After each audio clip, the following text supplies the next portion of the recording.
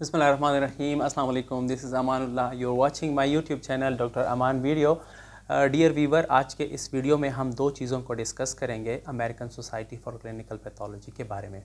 पहली चीज़ हम ये डिस्कस करेंगे कि अगर कोई एस्पायरेंट, कोई कैंडिडेट जो है वो American society for clinical pathology के किसी भी सर्टिफिकेट के लिए एग्ज़ाम देना चाहता है तो उसको उस एग्ज़ाम के लिए जो रिक्वायर्ड कंटेंट है वो कैसे पता चलेंगे कि कौन से कंटेंट जो है मुझे तैयार करने हैं, और दूसरी बात ये कि वो कंटेंट उसने कौन से बुक से तैयार करने हैं। एक हम ये चीज़ डिस्कस करेंगे, दूसरा हम ये चीज़ डिस्कस करेंगे जैसे मैं अपनी वीडियोस में बता चुका हूँ कि American society for clinical pathology के एग्ज़ाम में अपीयर होने से पहले आपको अपने डॉक्यूमेंट्स की इवैल्यूएशन करानी पड़ती है अगर आप नॉन यूएस सिटीज़न हैं, जैसे हम सारे लोग हैं, ठीक है।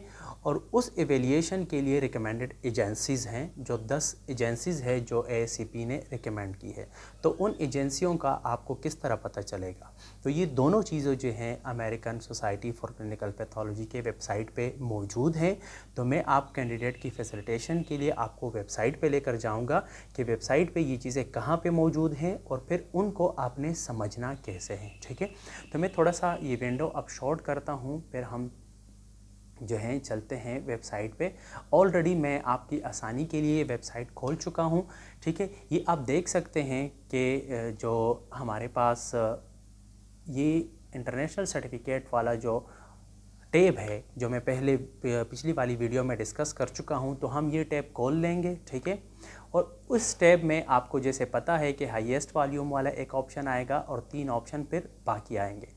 अब हाईएस्ट वॉल्यूम में मैंने MLS को ऑलरेडी क्लिक किया हुआ है, सॉरी ये MLT हो गया, MLS को मैंने क्लिक किया है कि अगर कोई बंदा MLS यानी कि मेडिकल लेबोरेटरी साइंटिस्ट का एग्ज़ाम देना चाहता है या इस सर्टिफिकेट के लिए एग्ज़ाम देना चाहता है तो उसको कैसे पता चलेगा कि मैंने कौन से कंटेंट पढ़ने हैं। तो हम नीचे जाएंगे, ये देखें एप्लीकेंट रिसोर्सेज के ऑप्शन पे आ जाएंगे। एप्लीकेंट रिसोर्सेज में अगर आप देख लें तो ये पहला जो है रूट 1 और 3 के लिए जो ट्रेनिंग डॉक्यूमेंटेशन है, क्योंकि उस रूट में ट्रेनिंग की ज़रूरत है तो ट्रेनिंग के डॉक्यूमेंट है और इसमें एक्सपीरियंस ये नहीं, ये हम नीचे आएंगे कंटेंट गाइडलाइंस पे, ठीक है, कि कौन से कंटेंट जो हैं उनके बारे में गाइडलाइन क्या है, तो ये यहाँ पे आपको मिलेंगे। और फिर हम दोबारा आएंगे रीडिंग लिस्ट पे कि वो कंटेंट हमने कहाँ पे पढ़ने हैं, कहाँ से तैयार करने हैं, ठीक है। तो ये दो ऑप्शन से हम लोग इन चीज़ों को देख सकते हैं। अब मैं टैब पे क्लिक करता हूँ, कंटेंट गाइडलाइंस के टैब पे, ये मैंने क्लिक किया। अब ये डाउनलोड ऑलरेडी डाउनलोड है, चलो मैं डाउनलोड अगेन करता हूँ क्योंकि मैंने वीडियो से पहले इसको डाउनलोड किया था, ठीक है। अब डाउनलोड करके जनाब ये आप देख सकते हैं ये ओपन हो गया है, ठीक है। अब ये ओपन हो गया है, बैकग्राउंड में मैं चलता हूँ, ये कंटेंट को गाइडलाइंस को मैंने ओपन किया, ठीक है। अब ये मोबाइल व्यू है तो थोड़ा सा इसमें ये छोटा नज़र आएगा, ठीक है। आप लोगों ने सिर्फ जस्ट इसको सीख लेना है, फिर आप अपने मोबाइल को फ्लिप करके इसमें बड़ा करके भी देख सकते हैं पोर्ट्रेट व्यू में, क्योंकि ये पोर्ट्रेट व्यू नहीं है, सॉरी ये पोर्ट्रेट व्यू है तो वो लैंडस्केप व्यू में बड़ा आएगा, ठीक है। अब ये मैं आपको दिखाऊं कि ये आप देख सकते हैं कि ये अगर कोई MLS के टेस्ट में अपीयर होना चाहता है तो ये उनके लिए गाइडलाइंस हैं, ठीक है, सॉरी कंटेंट, हाँ कंटेंट के लिए गाइडलाइंस है, ठीक है। अब कंटेंट को आपने समझना कैसे हैं ये आप देखें अगेन, ये देखो यहाँ इन्होंने लिखा है कंटेंट एरिया, यानी कौन कौन से कंटेंट आएंगे, फिर इसके साथ डिस्क्रिप्शन है, उस कंटेंट को थोड़ा सा इन्होंने एक्सप्लेन किया है, फिर ये बताया है कि एग्ज़ाम में कितना % इस कंटेंट से आएगा, क्योंकि उसी % के मुताबिक आप उस कंटेंट को तैयार कर लें, ठीक है। अब जो पहला कंटेंट है इसको अगर आप देख लें, ये है ब्लड बैंकिंग का, ठीक है। अब ब्लड बैंकिंग में ब्लड प्रोडक्ट है, ठीक है, ब्लड ग्रुप है, ब्लड ग्रुप इम्यूनोलॉजी है, फिजियोलॉजी है और दूसरे हैं, और ये से आएंगे 17 to 22%। मतलब अगर 100 क्वेश्चंस हैं तो 100 में से 17 to 22 यानी 17 to 22 क्वेश्चंस जो हैं वो इन कंटेंट से आएंगे। इसी तरह फिर दूसरा जो है केमिस्ट्री है, फिर हेमाटोलॉजी है, इम्यूनोलॉजी है, माइक्रोबायोलॉजी है एंड लेबोरेटरी प्रोसीजर है, और आगे परसेंटेज है 17 to 22, 17 to 22, ये 4 मेजर है 17 to 22, ठीक है, जिसमें माइक्रोबायोलॉजी, हेमाटोलॉजी, ब्लड बैंकिंग और केमिस्ट्री, बाकी 5 to 10%, 5 to 10% और फिर 5 to 10%, तो ये टोटल 100% बनता है, ठीक है। ये है कंटेंट। अब अगर आपने इस कंटेंट का थोड़ा सा और डिटेल देखना है तो नीचे जो है इन्होंने डिटेल दिया है। अब ये देखें, ये आगे आपको बताते हैं कि ब्लड बैंकिंग जो हमारे पास 17 to 22% है, ठीक है। तो ये आप देखें, तो उसको आपने डिटेल से कैसे पढ़ना है। देखिए ये इन्होंने बताया कि डोनर में ब्लड प्रोडक्ट में पहले उन्होंने डोनर का जिक्र किया है कि डोनर क्वालिफाई कैसे करेगा, उसके लिए मेथड्स क्या होंगे, ठीक है। फिर उसमें एडवर्स रिएक्शन क्या हो सकते हैं, और फिर आगे स्पेशल डोनेशन वगैरह, ठीक है। फिर दूसरा इन्होंने प्रोसेसिंग का, फिर स्टोरेज का कि जो ब्लड आपने ले लिया तो उसमें एंटीकोगुलेंट कौन सा डलेगा, उसके लिए टेम्परेचर की रिक्वायरमेंट क्या है, ट्रांसपोर्टेशन के लिए रिक्वायरमेंट क्या है, प्रॉपर्टी स्टोर प्रोडक्ट्स की क्या होनी चाहिए, और वगैरह वगैरह। तो ये इस तरह फिर आगे आप डिटेल कंटेंट भी देख सकते हैं कि ब्लड प्रोडक्ट तो एक जेन्युइन और एक वेग टर्म है, तो ब्लड प्रोडक्ट में मैं पार्टिकुलरली कौन कौन सी चीज़ें तैयार कर दूं, तो वो आपको ये भी बताते हैं। ये हुआ कंटेंट देखने का तरीका कि अच्छा ये वाला कंटेंट मैंने तैयार कर लेना है। आप इस पेज को डाउनलोड करके प्रिंट भी कर सकते हैं, ठीक है। फिर अगर आपने मज़ीद ये देखना है कि नहीं मैं ये देखना चाहता हूँ कि इस कंटेंट को अब मैं कहाँ से तैयार कर लूँ, तो अब हम आएंगे रीडिंग लिस्ट पे। ये देखो रीडिंग लिस्ट को अब मैं क्लिक कर रहा हूँ। अगेन ये कह रहे हैं कि आप दोबारा डाउनलोड करना चाहते हैं, ठीक है। तो मैं उसी डाउनलोड को ही क्लिक कर दूंगा कि नहीं आप उसको पहले वाले डाउनलोड को खोल दें, ठीक है, ताकि हमारा टाइम बच जाए। अब ये देखो ये आपको वो सारे बुक्स बताता है। यहाँ भी ये लोग दो चीज़ें बताते हैं, एक आपको बुक्स बताते हैं, एक आपको जर्नल्स बताते हैं जिसमें से रिसर्च पब्लिकेशंस जो हैं वो पब्लिश होती हैं, और तीसरी चीज़ ये आपको ऑनलाइन रिसोर्सेज से इंट्रोड्यूस कराते हैं कि इनको आप पढ़ सकते हैं, ठीक है। अब जैसे जर्नल में अगर आप देखें ना, तो ये आप देख सकते हैं कि 3 जर्नल इन्होंने रिकमेंड किए हैं, ठीक है। मैं थोड़ा सा चलो बड़ा कर दूँ आपकी आसानी के लिए। ये देखें, ये 3 जर्नल इन्होंने रिकमेंड किए हैं कि क्लिनिकल लेबॉर्ट्री साइंसेस का जर्नल पढ़ लें, लेबॉर्ट्री मेडिसिन का जर्नल पढ़ लें, और मेडिकल लेबॉर्ट्री ऑब्जर्वर का जर्नल भी आप पढ़ सकते हैं, ठीक है। अच्छा, बुक्स में इन्होंने देखो ब्लड बैंकिंग के लिए जो है AABB standard for blood banking and transfusion services 33 edition जो है ये रिकमेंड की है। फिर दूसरी बुक है, फिर इस तरह केमिस्ट्री के लिए इन्होंने 2 बुक रिकमेंड की है, हेमाटोलॉजी के लिए 2, इम्यूनोलॉजी के लिए 2, और लेबोरेटरी ऑपरेशन के लिए 3। अच्छा, अब ये ज़रूरी नहीं है कि एक कैंडिडेट जो है ये सारी बुक उठा के पढ़ेगा।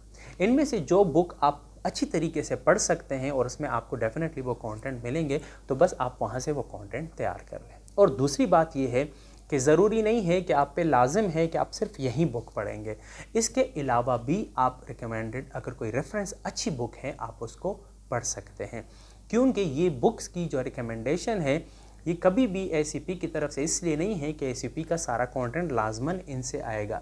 ये कैंडिडेट को फैसिलिटेट करने के लिए, एजुकेट करने के लिए एक गाइडलाइन बनाई गई है कि वो अगर इस गाइडलाइन को फॉलो कर लें तो वो एग्ज़ाम में सक्सेस हो सकता है। इससे आपके सक्सेस के चांसेस बढ़ते हैं, ये कोई गारंटी नहीं है, ठीक है। आगे अगर आप देखें ना, ऑनलाइन की मैंने जिक्र किया था, ये देखें लास्ट पे आपको ऑनलाइन का चक्कर मिल रहा है कि ऑनलाइन भी आप रिसोर्सेज देख सकते हैं, ठीक है। ऑनलाइन में क्या क्या चीज़ें हैं ये आप देख लें। देखो ऑनलाइन में AABB अमेरिकन ब्लड बैंकिंग की कोई वेबसाइट है वो है, ब्लड बैंक की गाय है, ठीक है, इंडियन इम्यूनोहेमाटोलॉजी इनिशिएटिव है, ट्रांसफ्यूजन में केमिस्ट्री के लिए ये चीज़ें हैं, हेमाटोलॉजी के लिए ये है, और माइक्रोबायोलॉजी के लिए clinical micro now American society of ASM वालों की है। Centre for disease control and prevention का CDC की वेबसाइट को आप देख सकते हैं, CLSI की वेबसाइट को आप देख सकते हैं, ठीक है। और DPDX जो CDC में division of parasitic disease and malaria का जो है उसको आप पढ़ सकते हैं। तो यहाँ से आप तैयारी कर सकते हैं। लेकिन मेरे जितने अपने स्टूडेंट्स हैं जिन्होंने ACP को क्वालिफाई किया है, MLS को, तो उन्होंने सिर्फ बुक ही पढ़े हैं, लेकिन बुक्स को अच्छा तैयार किया है और स्टूडेंट लाइफ की तैयारी को मिला के उन्होंने आराम से जो है क्वालिफाई किए हैं। अब वो ACP लाइसेंस होल्डर है। तो मैं भी अगर आपको रिकमेंड करूँगा कि अगर आप बहुत ज़्यादा ऑनलाइन और इन चीज़ों में नहीं पढ़ना चाहते, सिर्फ इन बुक को भी जो अपडेटेड एडिशन है उसको भी पढ़ लें तो ये आपके लिए काफ़ी होगा, ठीक है। अब हम चलते हैं वीडियो के दूसरे पार्ट पे कि भाई अगर आपने डॉक्यूमेंट इवेल्युएट करने हैं तो आपको इवेल्युएशन एजेंसी का किस तरह पता चलेगा, ठीक है। तो गेट क्रेडेंशियल में जब हम चलते हैं, अगेन यहाँ पे एक चीज़ आती है, ये आप देख सकते हैं कि मैं थोड़ा सा अपने व्यूवर के लिए मार्क करता हूँ। ये देखें कंटेंट गाइडलाइन हमने पढ़ा, फिर रीडिंग लिस्ट पढ़ ला। यहाँ पे आप देखें acceptable evaluation agencies for foreign transcript, यानी हम सारे लोग जो नॉन US सिटीज़न हैं, तो अगर हम अपने डॉक्यूमेंट को एवेल्युएट करना चाहते हैं तो ये इस लिस्ट में एक्सेप्टेबल एवेल्युएशन एजेंसी की लिस्ट है। अब हम इस लिस्ट को खोलते हैं, देखते हैं कौन कौन सी एजेंसियाँ हैं, ठीक है। ये जनाब क्लिक नहीं हुआ मेरे ख्याल से प्रॉपर, अब ये देखो खुल रहा है, ठीक है। अगेन चूँकि नेट मेरा थोड़ा स्लो होता है यहाँ पे, तो थोड़ा सा ये टाइम लेता है। ये देखो ये ओपन हो रहा है। ये वो एजेंसीज़ है, देखो यहाँ इन्होंने ऊपर हेडिंग दी है कि acceptable evaluation agencies for foreign transcripts, ठीक है। ये देखो बहुत सारी एजेंसियां हैं, आई थिंक सो, मैंने काउंट नहीं की, लेकिन मेरे ख्याल से कुछ 10 एजेंसीज़ हैं। अब मेरे स्टूडेंट्स खुद जो यहाँ पाकिस्तान से ACP दे रहे हैं पेशावर में, तो उनमें से मेरे स्टूडेंट्स जिस एजेंसी से एवेल्यूएशन करवाते हैं, तो मैं लाजमी उसका जिक्र करूंगा। ये पहले नंबर पे जो है एजुकेशन एवेल्यूएटर इंटरनेशनल EEI, तो मेरे सारे स्टूडेंट इसको यूज़ करते हैं। और ये एजेंसी जो है $155 चार्ज करती है आपके डॉक्यूमेंट को एवेल्यूएट करने के लिए। अब आप कौन से डॉक्यूमेंट एवेल्यूएट करवाएंगे, अगेन ये डिपेंड करता है कि आप कौन से टेस्ट के लिए अपेयर होना चाहते हैं। जैसे MLS के लिए मिनिमम रिक्वायरमेंट बैचलर डिग्री है MLS में, सॉरी मेडिकल लेबॉर्ट्री साइंसेज में, ठीक है।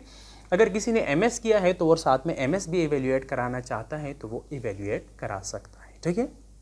अच्छा, और 2 to 3 वीक में ऑलमोस्ट ये एवेल्यूएशन करके दे देते हैं। $155 ये फ़ी चार्ज करते हैं। आप उनको ईमेल जब करते हैं तो ये ईमेल के थ्रू आपको वोचर वगैरह सेंड करते हैं और आपको सारा तरीका बताते हैं।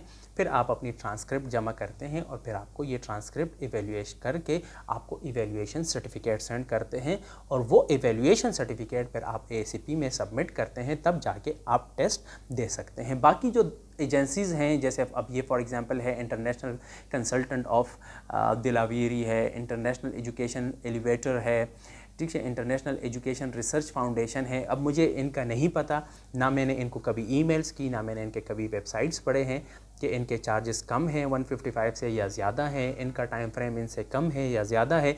मैंने कभी इस चीज़ पे वर्कअप नहीं किया। अगर मेरा कोई व्यूवर इस पे कोई वर्कअप करता है तो प्लीज़ आप कमेंट में और ईमेल के थ्रू मुझे भी अपडेट कर दे। आई होप कि आपको मेरी ये जो फैसिलिटेशन है ACP के एग्ज़ाम में आपको अच्छी लगी होगी। अगर आपको अच्छी लगी है तो फिर मैं आपसे रिक्वेस्ट करूंगा कि प्लीज़ मेरे चैनल डॉक्टर अमान वीडियोस को सब्सक्राइब करें, बेल आइकन को भी हिट कर दे ताकि मेरी नोटिफिकेशन आपको मिलती रहे और मुझे भी मेरी मेहनत का सिला मिलता रहे और आप लोगों की मोहब्बत भी मुझे मिलती रहे। Thank you so much for watching my YouTube channel. Fee Aman Allah.